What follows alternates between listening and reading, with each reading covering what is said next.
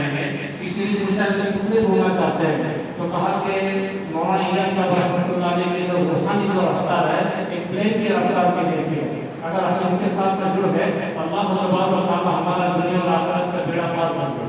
تو مختصر یہ ہے کہ مجمع جو ہے ہمارے مقام میں چلا گیا ہے بلکہ حدیث صاحب نے میرا کرنا چاہیے تعلیم صاحب سے کرنا چاہیے نہیں کرے جو بات کرنے والے مجھے سے بات اللہ ختم کر دے.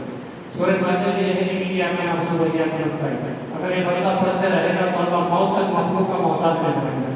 یہی عمل کو ہمارے شیخ کے پر پوری سیسا صاحب برکاتہ عالیہ نے فرمایا جب بھی آپ نے دعا قبول کرنا ہے تو سجدے میں جا کے 7 مرتبہ یہ اپنا حکم وجہ کا نسخہ پڑھے گا اللہ تبارک و تعالیٰ اس دعا کو قبول فرمائے گا. یہ مختصر ایک عمل ہے.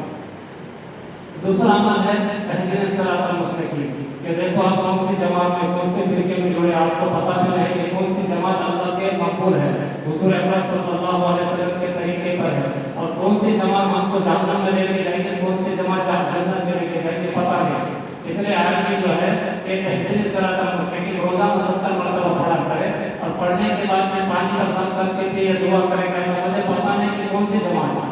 اس لیے حدیث میں دعا آئی ہے اللہ کے رسول صلی اللہ علیہ وسلم نے فرمایا اللہم ارنا الحق حقا وارزقنا اتباعہ وارنا الباطل باطلا وارزقنا اجتنابہ. یہ دعا پڑھا کرے روزانہ جو ہے کہ دعاؤں کے اندر 3 مرتبہ پڑھا کرے. حضرت مولانا حکیم اختر صاحب رحمۃ اللہ علیہ نے فرمایا اگر یہ بندہ دعا میں روزانہ پڑھا کرے گا تو اللہ تبارک و تعالیٰ جب تک اس بندے کو موت نہیں دے گا جب تک اس کا ولی نہ بنائے اللہ اپنا دوست بنائے گا ولی بنائے گا جب اس بندے کو موت آئے گا. اس کا اہتمام کرے. دوسرا ہے میرے مقصود علیہ و سوال ہے علماء نے لکھا ہے کتابوں کے اندر اگر یہ بندہ روزانہ 100 مرتبہ پڑھے گا تو اللہ تبارک و تعالیٰ ایسے بندوں سے ایسے لوگوں سے اس کی حفاظت فرمائیں گے جو اس کو جہنم میں لے کے جائیں. بڑے بڑے دجال کے فتنے سے بھی حفاظت ہو جائیں گے اور جو لوگ شرک کے اندر کفر کے اندر بدعت کے اندر گناہ کبیرہ کے اندر مبتلا ہے اس آیت میں سورہ فاتحہ کے آخری آیت کو پڑھے گا تو اللہ تعالیٰ اس بندے کی حفاظت فرمائے گا. سورہ بقرہ میں جو ہے کہ حروف مقطعات میں جس کا ترجمہ اللہ جانتا ہے الف لام میم اس کا ترجمہ کوئی بھی نہیں جانتا چاہے ہمارے اللہ کے رسول صلی اللہ علیہ وسلم جانتے ہوں گے علماء نے اس کے بارے میں کچھ نہیں کہا ہے اور جو جس کا ترجمہ اللہ جانتا ہے کسی کو نہیں بتایا گیا کہ یہ حروف کے اندر اللہ نے بڑی طاقت رکھی جس کو حروف مقطعات بولتے ہیں. اگر کوئی بندہ روزہ میں 11 مرتبہ الف لام میم پڑھے گا سیدھے پر دم کرے گا اللہ 3 چیزوں سے حفاظت فرمائیں گے جنات سے جادو سے بدنظری سے اللہ تعالیٰ رزق روزے میں خوب برکت دیں گے. اور روزہ میں جو ہے کہ 11 مرتبہ پڑھ کے سیدھے پر دم کرنا ہے اور شہادت کے انگلی سے لکھ دینا ہے تو اللہ تبارک و تعالیٰ اس بندے کی جو ہے کہ جنات سے جادو سے بدنظری سے اور اللہ تعالیٰ رزق روزے میں جو بے برکتی ہے اللہ تعالیٰ اس کی حفاظت فرمائے.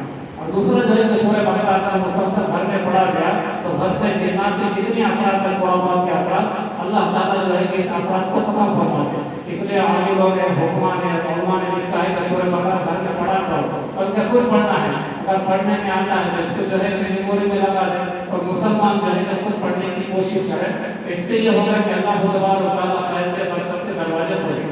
قرآن کا مطلب یہ ہے ترجمہ ہے کہ قرآن کو کثرت سے پڑھنا ہے. دیکھو مولانا صاحب رحمۃ اللہ علیہ زمانے کے اندر ہندوستان سے ایک جماعت بھیجی گئی جو پورے ہندوستان سے چنندہ لوگ تھے. یہ 8 لوگ تھے.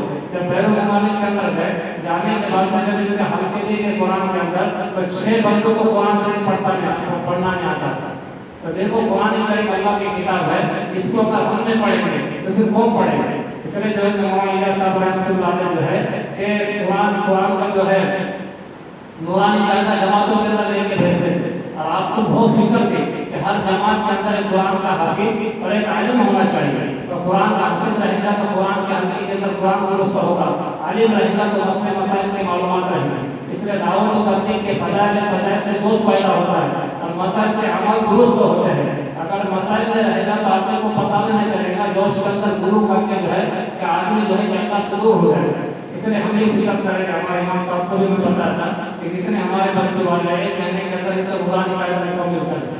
جو بھی پڑھنے والے ہیں جو ہے کہ فجر میں بیٹھ کے ظہر میں بیٹھ کے عصر میں بیٹھ کے مغرب میں ہماری ذمہ داری کل قیامت کے دن اللہ ہماری پر پڑھ کرے گا. تو میں نے تجھے انبیاء کا وارث بنایا تھا. یہ امت بغیر قرآن سے کیسے محروم رہ گئے.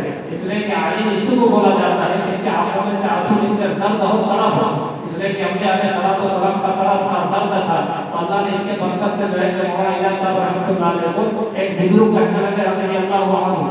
ان کو پوچھا کہ یوپی کے عاقل تھے کہ آپ رضی اللہ عنہ کیوں بول मौलाना इलियास साहब रहमतुल्लाह अलैह ने ऐसी काम किया है कि इनको मैं कहता हूँ कि ये अल्लाह इनसे राजी हो गया, ये अल्लाह से राजी हो गया। आपकी एक मेहनत का थोड़ा बहुत फिक्र होगी, उम्मत को मकबूल से छोड़ेंगे तो रमजान के महीने के अंदर उम्मत मोबाइल के अंदर, गफलत के अंदर, ऐसे ऐसे गुनाहों के अंदर मुब्तला होगी। जब आज़ाब आएगा तो आज़ाब के अंदर अल्लाह ये नहीं देखेगा कि कुतुब है, अब्दाद है, आबिद है, आलिम है, अल्लाह सबको जो है ये करेगा। जैसे तुर्की में आज़ाब आया तो अच्छे भी लोग चले गए, बुरे भी लोग चले गए। इसलिए अल्लाह की पकड़ आने से पहले हम मेहनत करें उम्मत पर कि आलिम के अंदर भी दर्द होना चाहिए। इसलिए नूरानी कायदा मुकम्मल करना है, बल्कि कुरान पर लगा दे, मुस्कुरात को भी नूरानी कायदा मुकम्मल करना है, मर्द अहबाब को भी नूरानी कायदा मुकम्मल करना है।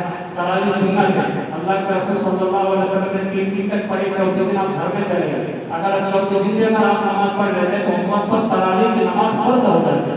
इसलिए उम्मत को तरावी की नमाज के लिए तरकीब कि 20 रकात हम पढ़ते रहे। काबा में भी, मक्का में भी, मदीना में भी होती है। रोजे का भी एहतमाम करें। इमाम साहब जो है मगरिब के बाद में रोजाना एक मसला बताएंगे कि भाई रोजा किससे टूटता है, किससे मकरूह होता है, किससे नहीं टूटता है। तो ये भी हम जो है नोट करके रखें, और नोट करने के बाद में हमारे ज़हन में इल्म में इजाफा होगा, इस पर हम अमल करने वाले बनेंगे।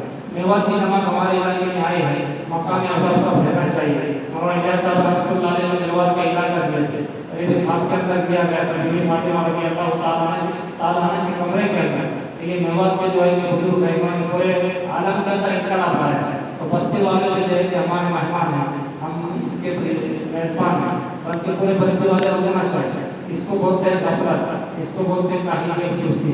ये अल्लाह की तरफ से नाराज़गी की अलामत है कि मेहमान मेज़बान के घर आया, मेज़बान जो है कि घर छोड़कर चला गया।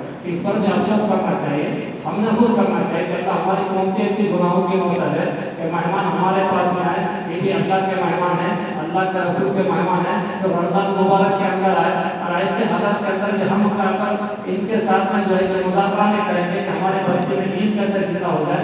तो ये भी ये समझना है कि कुछ न कुछ गुनाहों की नौसत है, इसलिए कि अल्लाह हमारे से काम नहीं ले रहा है। तो ये पहले से ऐलान होना चाहिए, ऐलान के अंदर भी ऐसा ऐलान होना कि भाई मजमा बैठ जाए, अभी जो भी लोग बैठे मशवरा करना है कि शहर इफ्तार है कि हमारे मेहमान हैं, 3 दिन तक रहेंगे, इनके रहने के बरकत से, होने के बरकत से अल्लाह हमारे बस्ती को मदीने पाक का नुमा बनाए।